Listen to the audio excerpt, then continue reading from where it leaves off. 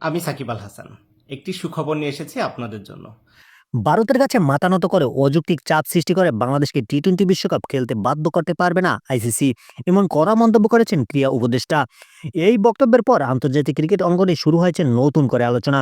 ক্রীড়া উপদেষ্টা স্পষ্ট করে জানান, বাংলাদেশের ক্রিকেটের সম্মান ও স্বার্থ রক্ষা করে যে কোনো সিদ্ধান্ত নেওয়া উচিত।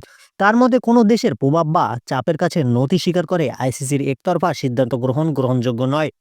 এই ইস্যুতে লাইভে এসে প্রতিক্রিয়া জানিয়েছেন বাংলাদেশের অভিজ্ঞ অলরাউন্ডার সাকিব আল হাসান।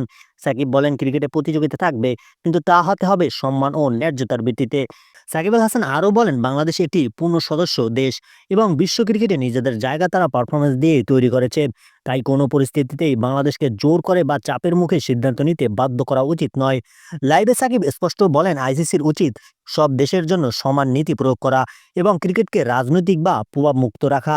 সবশেষে তিনি জানান, মাঠের পারফরমেন্সই সবচেয়ে বড় জবাব, তবে মাঠের বাইরেও দেশের মর্যাদা রক্ষা করা সমান গুরুত্বপূর্ণ।